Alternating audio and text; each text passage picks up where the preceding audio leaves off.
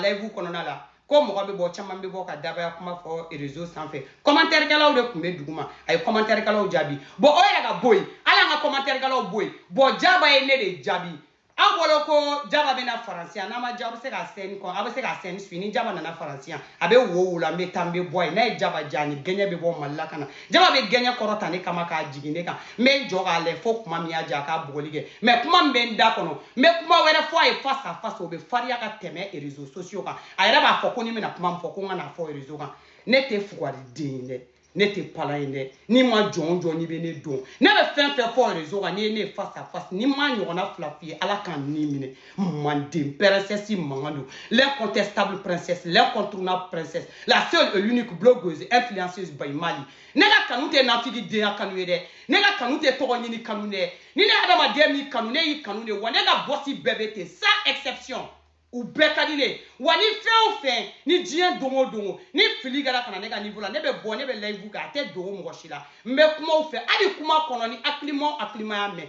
i b'a dɔn ko kanu kuma de don ko juguya kuma tɛ i b'a dɔn ko kanu kuma de don ko ɲɛngoya kuma tɛ i b'a dɔn ko kanu kuma de don sama bilahi ko k'a fɔ k'i b'a tigi kɔ ko juguya f'i na k'o tɛ ne bɛ Jaba juguya mun na aw nafigiden don min na Jaba tɛgɛ bɛ minɛ yan c'est-à-dire que ka taa Jaba datugu n'a bɛ ka da la k'a ye dɔrɔgu ko dɔrɔgu de yera a bolo c'est-à-dire que muso jɔn bɔra k'i disi di k'a fɔ ko nkalon don c'est-à-dire k'a falen tɛ fɛn kun t'a bolo a ma mɔgɔ faga a minɛna ten de ka taa datugu muso jɔn y'a balawu kɛ k'a ban ne a ka juga feere ko fɔra a nɔ salon c'est-à-dire que mɔgɔw bɔra page 100 k'u b'a dɔgɔya ko ka kuma 150 ta ne finman de bɔra yan k'a défend n'a bɛ juga feere a b'a feere hali sini piya n'a ye prix min d'a kan o prix bɛ taa mais au delà ni Jaba fana filila o juga kuma kɔnɔ hali sini lahara n bɛ bɔ k'a fɔ réseaux sociaux kan piya o ba den tɛ aw ba biyɛkisɛ tigidenw na min bɛ se ka ne lajɔ o fɔli la wa aw boda fara ɲɔgɔn kan dɔgɔ o la ne ni Jaba ni ɲɔgɔn cɛla la vis-à-vis vie réelle la aw bo dingɛ ka misɛn wa aw muso ba den tɛ c'est-à-dire que influenceuse kɔrɔbaw la min bɛ Jaba agi la c'est-à-dire que ko min ka di ne Manden princesse ye ka tɛmɛ Jaba kan a tɛ yen wa aw muso den t'u cɛ la fana ko ne fana n'i ye min jɔ ka Jaba jɔ ko ne b'o tigi ta ka Jaba bila jamais ni ne ko ne bɛ mɔgɔ min fɛ ne b'o tigi fɛ du début jusqu'à la fin a bɛ faamuya wa n'a tigi filila ne de b'a tiɲɛ fɔ a tigi ye tuguni c'est-à-dire que diɲɛ mɔgɔ kelen nin bɛɛ ɲɛna parce que a kɛra jama la n b'a fɔ o jama kelen de la a bɛ faamuya aw ka nafigidenya fɛ escroquedenya fɛw c'est-à-dire que compte 120 b'aw bolo c'est-à-dire n'a tigi ka kuma dɔ fɔra min b'aw dusukun na aw bɛ t'o fɔ a tigi ma ye c'est-à-dire que n'a tigi bɛ live la a bɛ don aw ka compte dɔ kɔnɔ aw ka biyɛfigidenyaw nafigidenyaw ba kɔngɔtɔ denw fa kɔngɔtɔ denw nanbɛlɛ denw parce que ala y'aw dɔn nanbɛlɛdenya de kama ni nanbɛlɛdenya tɛ aw tɛ bɔ tɛnɛn na ka se taratala aw bɛ n'o fɔ aw nafigiden aw bɛ n'aw sigi ko non ko Jaba finma bɔra a y'a kɛ tan ne ka kunu video kɔnɔ k'a ta k'a ban ni ma jɔ ye kuma in lamɛn ni hakili ni kunkolo ye ni nin kuma tɛ jugu kuma tɛ a bɛ faamuya sinon ne Manden princesse ka frappe tɛ tan dɛ ne Manden princesse tɛ kuma tan dɛ awɔ a bɛ ne ni mɔgɔ minnu ni ɲɔgɔn cɛ kɔrɔlen ni ne y'olu minɛ ne tɛ taa tan ni nin kuma tɛ jugu kuma tɛ a kun b'aw bɛɛ kɔnɔ aw sigilen n'aw ka so kɔnɔ aw nafigiden hypocrite den muso juguni den cɛ juguni denw a kun t'aw bɛɛ kɔnɔ Jaba bɛ ka passage min kɛ réseau kan a kun t'aw bɛɛ kɔnɔ Jaba kun bɛ to yen ka taa aw bɛ min fɔ a kɔfɛ aw n'aw fɔnaw ba cɛ aw bɛ min fɔ Jaba kɔfɛ ne finman bɔra ka min fɔ aw t'a fɔ t'a ma juguni a nafigiden nanbɛlɛdenw kɔgɔden ba magoɲɛbaliden denw n y'a fɔ Jaba ma n y'a fɔ n kɔrɔmuso de ma n y'a fɔ n y'a jɛ aw ko cogo di aw ba de tɔgɔ ko Jaba aw fa de tɔgɔ ko Jaba a bɔra aw ba kisɛ de fɛ ou bien aw fa kiliwo de y'a da aw tɔgɔ fɔra aw somɔgɔ tɔgɔ fɔra n y'a fɔ hali sini n y'a jɛ aw ko cogo jumɛn nafigiden nanbɛlɛdenw kunu Jaba bɔra a ye video kɛ ne fanen ba cɛ Jaba ye video kɛ o tɛ ko muso kisɛ ou bien k'o ye ko ye dɛ non non non ni mɔgɔ kuma n'i ma mɔgɔ min ye nin ye diɲɛ don o don mɔgɔ min bɛ jɔ c'est-à-dire que k'i défend n'o tigi kuma n'i ma don min na ko kuma bɛ ka taa cogo min na k'a tɛ ka taa ten n'i bɔra a bɛ faamu kunu Jaba bɔra a ye image ta k'a bila fan bɛɛ fɛ aw ma Jaba sin ye kɛnɛma aw ma Jaba woro ye kɛnɛma c'est ça l'essentiel aw ni ne ka vidéo différence ye nin de aw ni ne ka kanu différence ye nin de aw ni ne ka mɔgɔ minɛ cogo différence ye nin de kunu Jaba bɔra a ye vidéo min kɛ aw na figi de escoro de ba mo nya bali den de aw ka do ko ne te den su ya kele ni fani bace an bo ta roti kele an da kono kuma se roti kele wa an da kono kuma barika kele te jaba bora ay la vunge jaba fambe kun couvrir no ne mande princesse yo urifo na ya ke kanye muso kele mi be jo ça dire que aw te da aw juwa mi se al na yo jo be jien ni la harabe fora kon bo be buda para un temps de mouvement parce que ni ko aso ne de ba défend avec moi wani défend me gela ne bolo rom na ko argumenter sur bolo ka défend be jabala stopper al chini la hara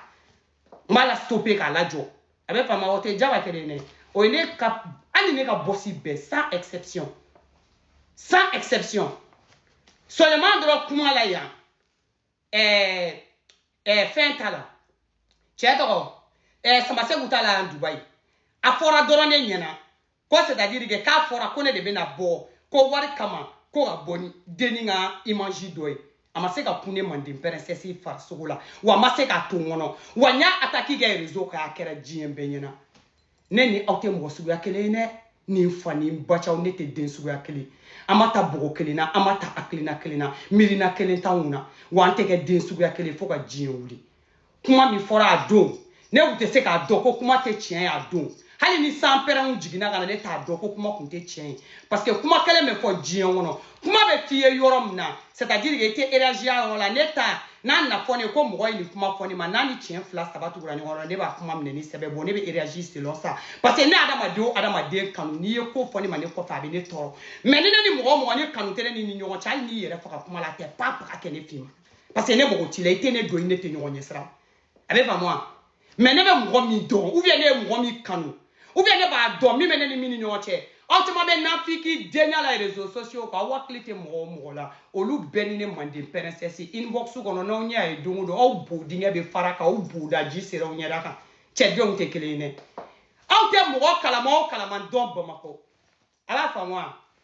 ne mande princesse inbox ko no ambe daka doze nyogongoro di ne fani mbachi ala fa moi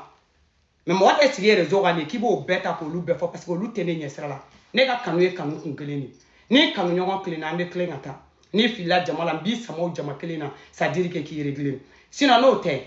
ini mo te bla nyona comment faut qu'on bi la bla otigi était date ou kasola kuma mne te se ki yere bo ko mi abandonner jamais de la vie côté à côté ni mate ka abandonner jamais ni bi abandonner niveau là mais en tant que il reste sigle no bolo bi bolo si bi bolo be ka ta fili do kono ni fili la me fili no fait ki labo o fili be ni fani bacha en fle be ka teregeli de ba du mama terege mami wuli ni nyon avec fama man de peresesi mangalo na wa na fiki dinya na kwa escoro dinya na wa na bele dinya ani jion ko mona wuli o bieshi no bodinga shude be wuli o ko na ko yanyina ni en to soro mo mi da ko jaba yela ta fuka ta jiemba o tene ko fima contre jaba abse ka o siga wa lede o bodinga funteni be bo bodinga funteni do anola parce que mena kuma kenen fa fo ko sa o be sanfela de o te dugumana